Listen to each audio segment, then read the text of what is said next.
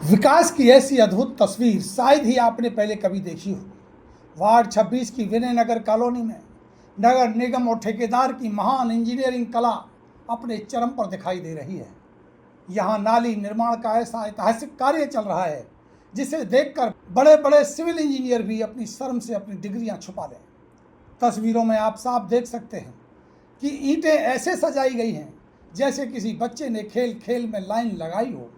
मसाला, cement, binding, अरे साहब वो पुरानी सोच है।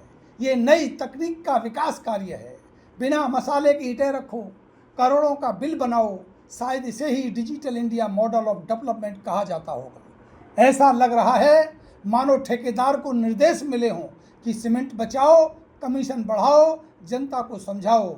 यही असली विकास है। जिस नाली को बरसों चलना चाहिए उसकी हालात निर्माण के दौरान ही अंतिम संस्कार जैसी दिखाई दे रही है। ईंटें इतनी मजबूती से रखी गई हैं कि तेज हवा चले तो शायद खुद ही लोकतंत्र की तरह हिलने लगे।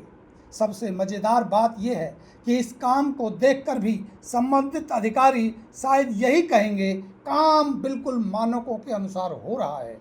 और कहा भी है, जब शिकायत लगाई गई और उन्होंने अपनी रिपोर्ट दी तो इस रिपोर्ट में देखिए वो क्या लिखते हैं। वो लिखते हैं कि सारा काम सारे मानकों के आधार पर पूरे स्पेसिफिकेशन के साथ किया जा रहा है और भुगतान भी सारे टेस्ट कराने के बाद ही ठेकेदार को दिया जाएगा। आप चिंता ना करिए।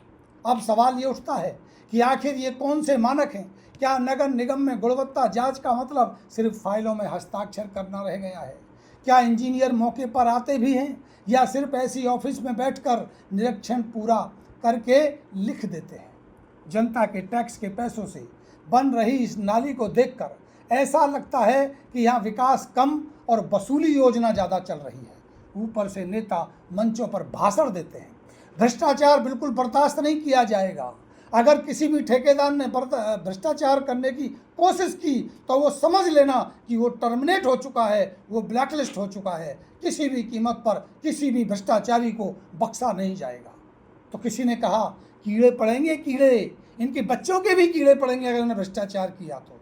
और दूसरी तरफ ज़मीनी हकीकत यह है कि ईंटों के बीच मसाला तक बर्दाश्त नहीं किया जा रहा है।